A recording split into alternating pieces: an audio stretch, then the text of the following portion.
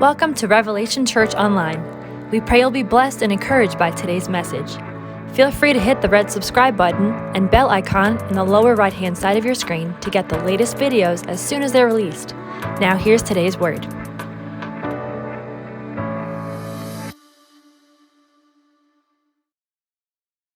Only one thing is necessary. Only one thing is necessary. Okay?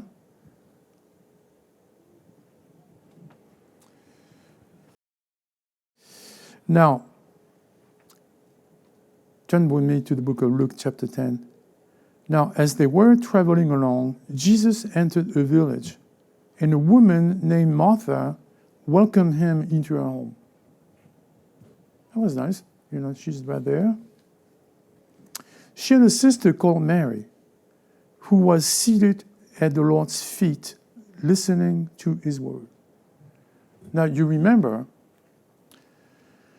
the word that Jesus is speaking, it is not his word. That is what baffled hundreds of people. They're like, what are you talking about? He's called the word.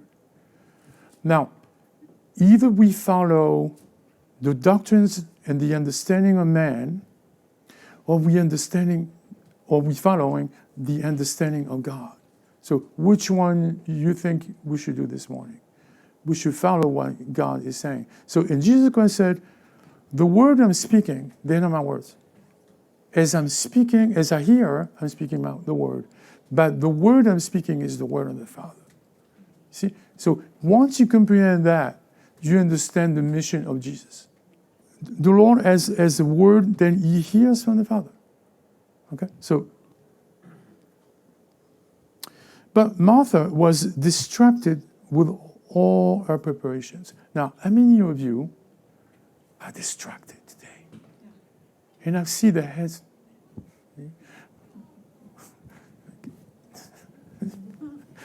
And the Lord knows. He knows your heart. He knows your heart. That's the reason why this is being delivered this morning. Martha was distracted with all preparations. She was in the ministry. You see? She was in the ministry. She was doing amazing things. And she came up to him. Now she is a religious person. She's a ministry, and she's teaching the man of God. I don't know if you understand that. Like, ooh, what are you talking about?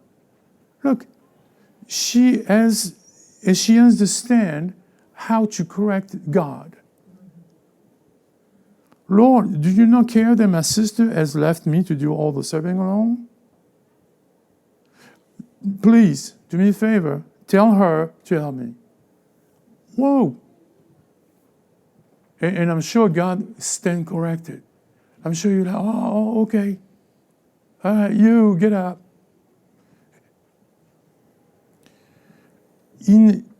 Make sure you don't get trapped in this behavior.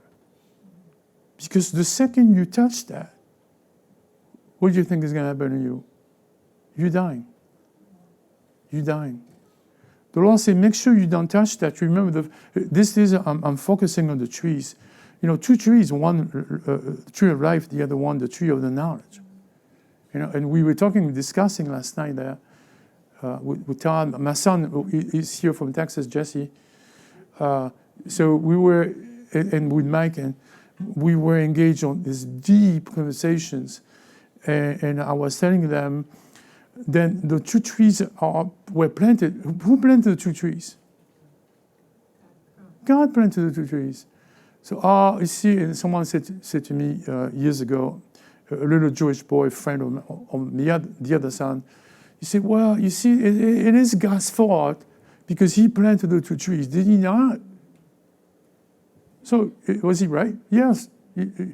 God planted the two trees, but he planted the two trees and he wanted to observe. He wanted to see what kind of reaction. See, he wanted to see what choice. Because he has not chosen us, or he has not created us as robots. Like, you can't go over there, stop, go down, up. This is not what God is. This is not who he is. He created us in the likeness of him, Now, is he free? Is he free to create or to decide or to? Yes, our God is independent. He's very creative. Then he created and he said, I'm going to make myself, I'm going to produce a brand new image. An image is something that looks like something else. Okay? So he created mankind in his image. It's very, very important to understand that. But remember, Eve is right there, and she falls in love with what tree, you think? She falls in love with that tree, and it's looking at her face. Wow, that is gorgeous, that is beautiful. And God said, be careful, the day you touch it. He said the day you eat it, the day you touch it. Because when you touch something like that, guess what? This is transfer. This is a transfer of nature. This is a transfer of spirits. The second you lay your hands on someone, you need to be careful. See, that people sometimes they get mad at me. I'm like, no, I'm doing this because I love you. Not because I'm mad. The second you put your hands, you are exposed. The enemy knows who you are. You remember the sons of Sceva, remember that? They were like, oh yeah, we invoke on him the name of Jesus. And then the devils are like, who are you? Who are you? Exactly. So you have to be very careful. And they're stripping naked, and he ran. And so she fell in love with that tree. And she's like, oh my God, I need to have that. And then she got it. She got it. And God got very mad at her, of course, but especially at Adam. He knew his wife now is condemned. She's dying. And he's alive. And what is he going to do? He's going to lose her? Lord, out of everything, you say you promised me a helper, and now she's dead now. She's going to die now. I'm going to stay here forever and partake to the life, the tree of life, or should I go and join her and die?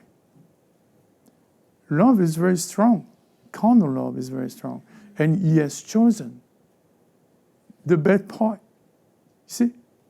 He has chosen the bad part. He's like, well, she's dying, then I'm dying too. And then he steps into that death.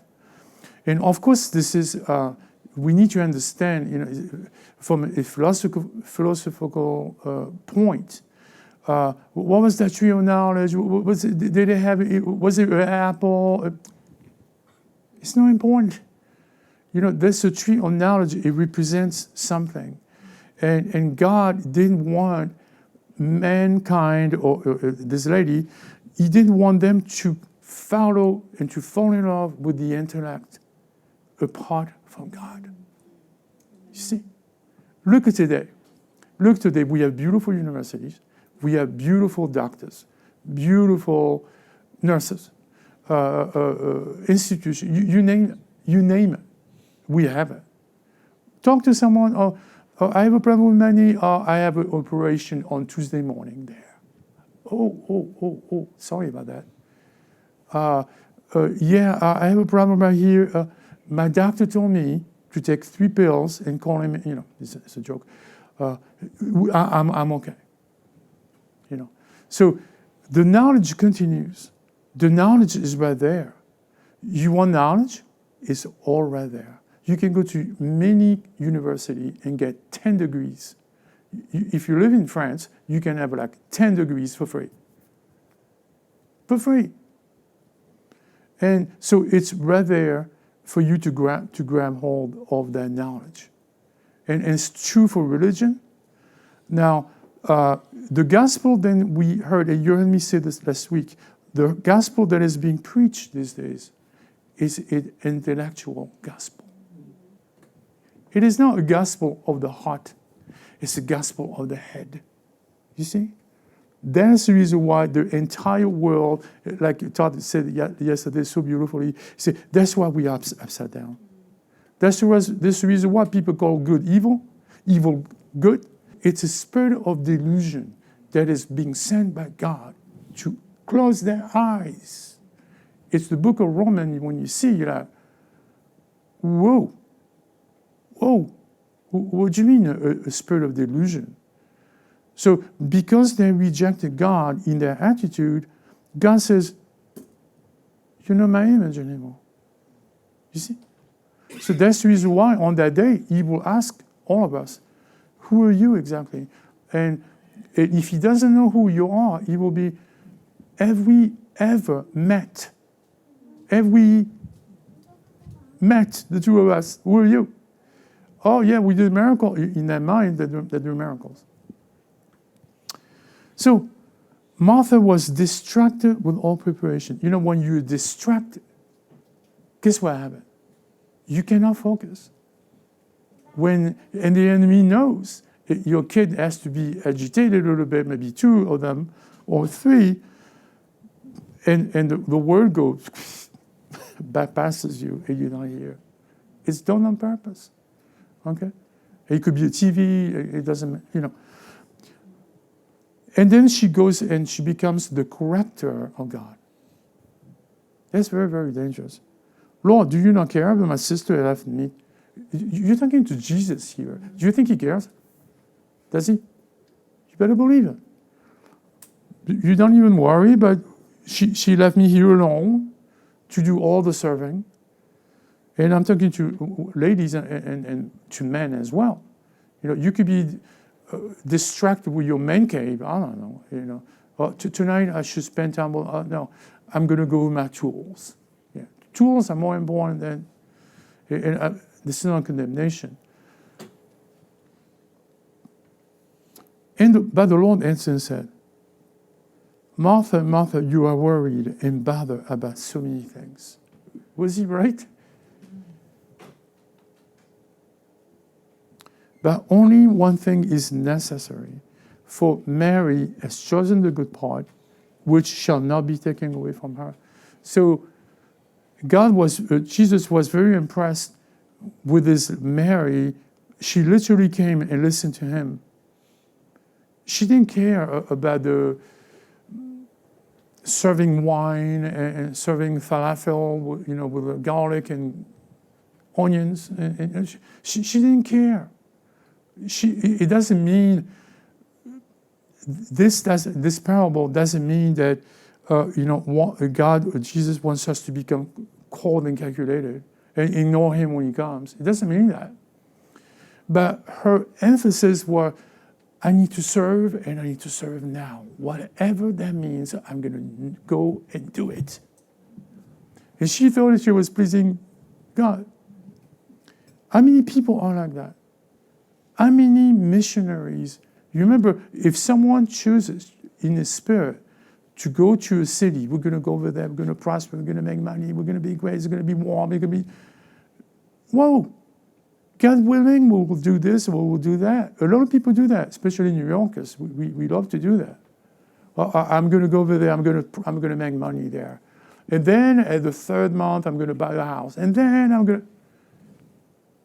God willing, if it is God's will, you'll do that. Is it God a tyrant? He's not a tyrant. He does that because he protects you. He loves you. That's why he does that. So. Martha she had that spirit. She was like, you serving, I'm serving even more than you, honey, talking to his sister. And that was damaging to her relationship with Jesus. So she has chosen, make sure you choose the good part. The good part is to hear. Let's say God wants you to go to, let's say, I don't know, it's an example, Texas or wherever, Louisiana or Florida. Make sure you hear, Lord, do you want me to go there? And you will see the answer will come. Yeah, I want you to go there maybe in April 2022. Oh, no, I want to go now. Make sure you go when he tells you to go. But what if he says, Lord, I would love to go to, because, when the Lord put a desire in your heart, He put it becomes like a desire. And it's there. And then when you seek Him, you still want to go? Yeah, I want to go. Maybe something happened in December or January. Then all of a sudden, you're like, you still want to go there? And in prayer, this is how you find out the will of God. You see? In prayer, you find like don't go there. Because if you go there, this and this and that and this and that will happen. But if you go that way, or you wait, let's say, this will happen. Boom, boom, boom, boom. And God, it is written in the book of Romans, everything works for the best for those who what? Love God. So when you love God, you spend time with God. When you spend time with God, you spend time in praise, you spend time in prayer. And God will protect you. He doesn't do it to bug you. See, God is in my case. He doesn't want me to be, I'm going to go anyway. Oh my God. I would not suggest you to do that. So let's move on. Now, let's go to the book of Romans chapter 8. The Spirit Himself testifies with our spirit, then we are children of God. Thank God. We are sons and daughters of the living God. And if children, heirs also. Heirs of God and fellow heirs with Christ. Why? Why are we an heir of God, and why are we a fellow heir? This is mystery, isn't it? Now, look at the condition. If indeed we suffer with Him, I read this scripture for close to 40 years. I promise. Never understood. I was like, I thought the suffering was because you're a Christian, you're going to go suffer on the cross. Boom, boom. I'm going to die here with them. God said to me, He revealed that a few years ago, by the way. It seems like I understood now, but many, many years ago. He said, look, we're going to become heirs of God. Number two, co-heirs or fellow heirs with Christ. Are you ready for this? I should have enlightened the if with another comma, but I forgot. If, what? Excuse me, Paul? If indeed we suffer with Him. And I used to hate that. You know what? I used to bypass that. I'm like, oh, no, suffering is not for me, sorry. And I used to, so we may be glorified with Him. Hey, I like that. You like that? You may be glorified? But you can only be glorified if you suffer with Him. So now, let's talk about suffering, Pastor Cam. Suffering, I want you, today I'm going to paint another picture. This is what you believe suffering is, right? Me too, suffer. God says, this is not the suffering I want you to suffer. The suffering I want you to suffer is the word in Greek, pascha. P-A-S-C-H-A. What it reminds you? Pascha is the word for the passion. Uh-oh. So this is not the suffering that He wants you to suffer. He wants you to suffer this suffering. Remember, I told you the world is upside down. You remember, this summer, not too long ago, people call good evil. And they call evil good. That is, no. We cannot allow things like that. So we're going to study that, and it will help you. I guarantee it's going to help you. So if you suffer with Him, so that you may be also glorified with Him. So what is that pascha suffering? Friday, by the way, we're going to have a Good Friday service. So we're going to bring maybe we can get some muscles here to bring the cross here. We have the cross in the back. We're going to bring it here. And I want you to focus today on the cross. I wish I had it here, but focus on the cross. That is what pascha is. in the Pascha Easter Passover, what happened on there? Someone died for us, did he? So the Christ, the anointed man, died on the cross. So imagine it's right here, right there. Okay. He dies. What did he die? He died for your sins. He died for your own nature. He died for your sicknesses. He died for your diseases. He died for your lack of money. He died for, you name it. But remember, I had this revelation in November last year. I think, I'm sorry, February last year. We always heard Jesus died as a substitute. Remember that? He died as a substitute, so we don't have to die. Is it true? Yes. But he did not die as a substitute only. Not only he died as a substitute, but he also died as a forerunner. You see? And where Jesus went, you're going. He suffered, you suffer. He died to the diseases, you are dead to the diseases. He died to lack. Rich and he was, he became poor, so by his riches you may become, by his poverty you may become rich. See, everything match up. So the suffering, then the Lord wants us to suffer. And it's amazing because it's just 1 week before Good Friday and also Resurrection Sunday. And God wants us to, he wants his children to understand the suffering that he wants us to embrace, because if we do not, we cannot be glorified with him. The goal is not suffering, the goal is that glorification. You see? God cares about you being glorified. Oh my God, me glorified. No, you see, I'm persecuted. The enemy wants my back, and I'm running to the woods, and I have a body. Calm down. This is not who you are today. God has made you a brand new man, a brand new lady of God. So, but we need to embrace the suffering. So, I'm going to try to make it clear. God wants you to understand that you died with him on the cross. All right, now that I'm dead, what am I going to do? A lot of people are dead. A lot of people are there. A lot of people don't believe in the Holy Spirit, they're dead. They cannot be resurrected. So the Lord said, if you die with me on the cross, you are dead to the old nature. Now, what happened to the new nature? How do we receive it? With the resurrection of Christ, you receive now the new nature of Christ. You see? So hence the battle. The second you start understanding that these two natures fighting with each other. Like, as an example, you have a disease. God says, no, you don't have the disease. You died to it 2,000 years ago.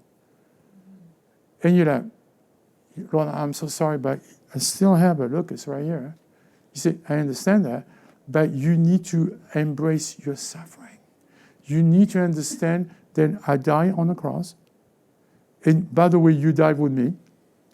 But the battle, and I'm sorry, it's a little complicated, your victory in this battle is the fact that you are resurrected with my Holy Spirit. You need to believe and stay in the faith. Then God has removed from his Son that nature. I'm not saying Jesus was full of sin. That's not what I'm saying. But he did willingly for us. So it's not easy to comprehend that. But once you comprehend that, kiss goodbye all your torment that the enemy trying to put into your mind. It's dying to the old self. The self cannot die. Remember I told you guys last week, I can do all things. Who is I? I is the new self. Now, a lot of people may understand that, and they're like, the I must die. The second you do that, you fall into depression. If you want to kill yourself, the self, which is translated the soul, if you try to destroy that, you go into deep depression.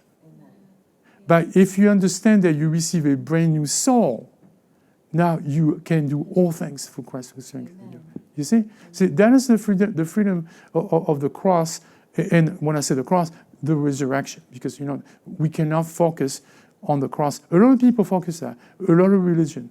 They come and they're like, at the foot of the cross, it's okay for a little while, but you cannot be staying in the cross. You don't stay at the cross. Although very religiously, they I bow down before the cross. Oh my God! Oh, you dead to the cross, but I have good news for you. You are resurrected. You see? So many times,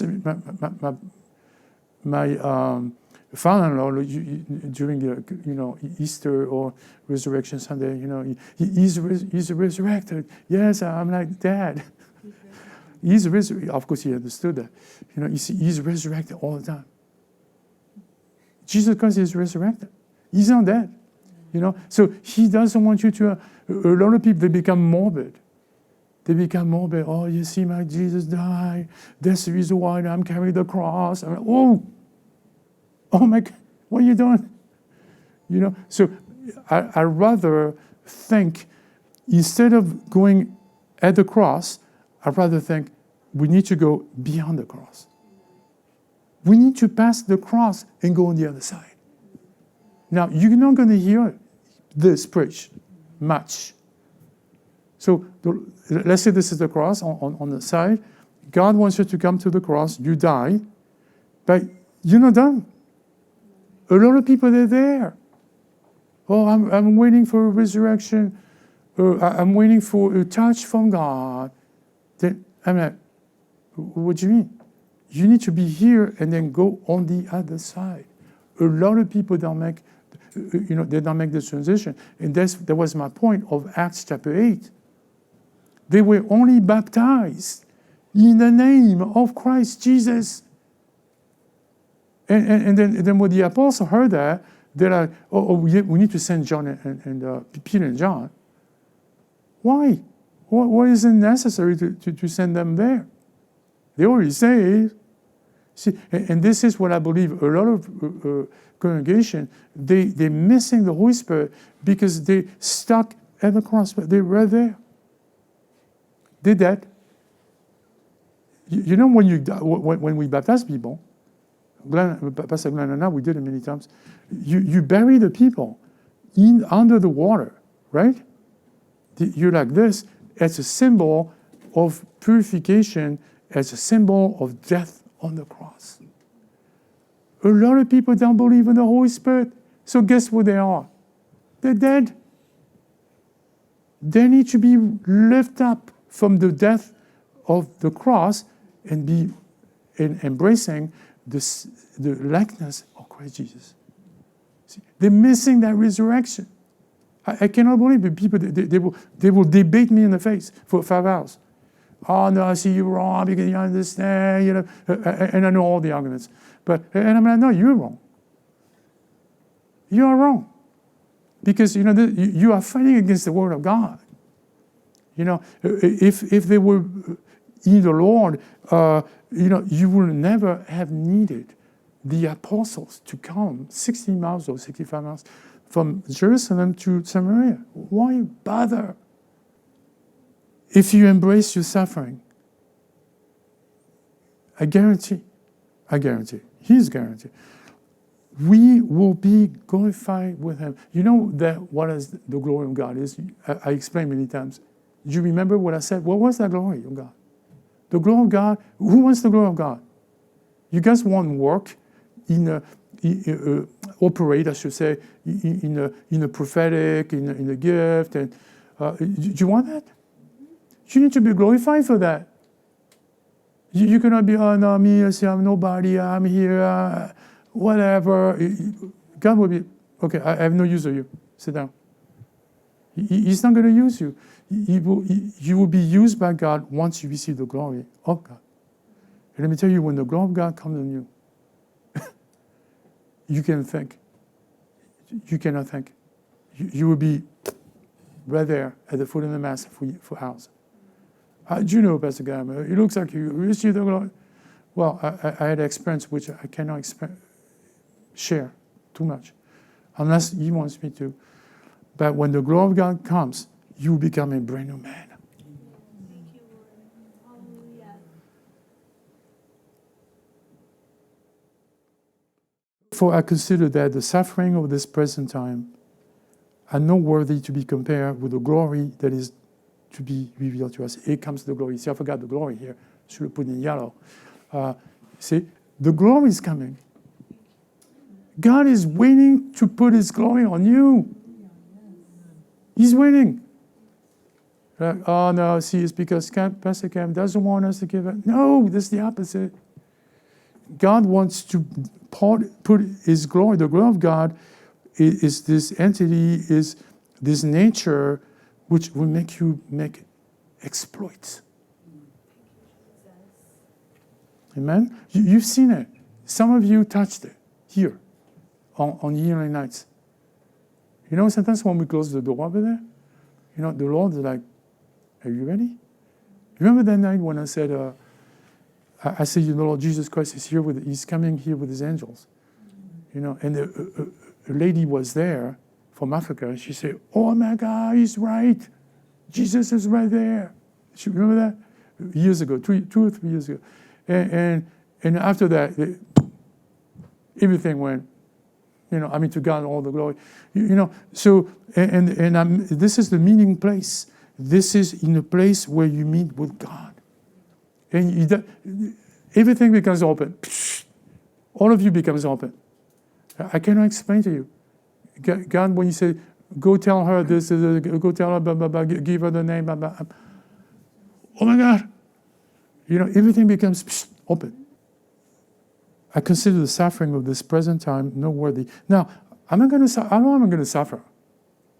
Some people here, let me tell you, they suffer. But God is doing a work. He's doing a work. So you suffer, or I would like to be, whatever desire you have is not being completed yet. It's going to be completed because God knows your heart. He knows. Be of sober spirit. Be on the alert. Why? The adversary, the devil, prowls around like a roaring lion, seeking someone to devour. Wait, Pastor Cam, you told us that the devil has been conquered. Yes. The thing is, do you believe it? You see? Do you believe it? The Lord wants you to understand that the devil has been conquered. He's not going to be conquered. The devil is not going to be conquered. But he will try to be like, let's see what Donna believed this morning. Hey, he will try one thing. Now, if you buy it, you will be, oh my God, that hurts. He has won. Now, if you like, get out of here, quick. You have been conquered on a cross 2,000 years ago. Leave. This is what resisting the devil means. Okay? Be sober, spirit. Look what he says on that. But resist him firm in your faith. It's a question of faith. You see? It's a question of faith. Knowing that the same experiences of suffering, oh yeah, I'm fine now, but my sister in Poland has the same story. No, it doesn't mean that. The same experiences of suffering are being accomplished by your brethren who are in the world. Okay, now are you ready for that? Are you ready for the Rembrandt? Rembrandt used to be a painter. Just checking on you guys. After you have suffered for a little while, have you suffered for a little while? Is it okay? Do you want more? You see, so after you have suffered for a little while, the God of all grace, who called you to His eternal glory in Christ Jesus, are you ready for that? Will Himself perfect, confirm, strengthen, and establish you. Wow! It doesn't mean that God is allowing the devil. No, God wants you to become aware until you take your filthy hands off me. The second you do that, you become an overcomer. You receive the dominion. You receive the glory. You receive the name. You become a ruler. Should I go on? So the goal of our Father is to perfect. Oh my God, how can we become perfect? Me, I'm a weakling. I cannot do it. Well, change your thinking quickly. See, nobody likes me where I live. I'm never going to find a spouse. You know what you're doing? You agree with the devil himself. That's what you're doing. And he's like, yeah, we got him. Yes, we got her. Please do not agree with the devil. Start agreeing with your Heavenly Father. He will perfect you, He will confirm you, He will strengthen you, He will establish you. To God be dominion forever and ever. Amen. Amen. So I'm done with that teaching. And I believe it will help you. You need to go back to it, by the way. Thank you for watching this message. We encourage you to listen a few times in order to let what God revealed to sink deeper into your heart and continue to renew your mind. For more information on Revelation Church and its services, please go to revelationchurchny.com. Here's how you can honor the Lord with your giving, as well as sow into the ministry of Revelation Church. To give by text, text any amount to 84321. To give online, visit revelationchurchny.com/give. You can mail checks or cash to 14 Belmead Avenue in Smithtown, New York. Please make all checks out to Revelation Church.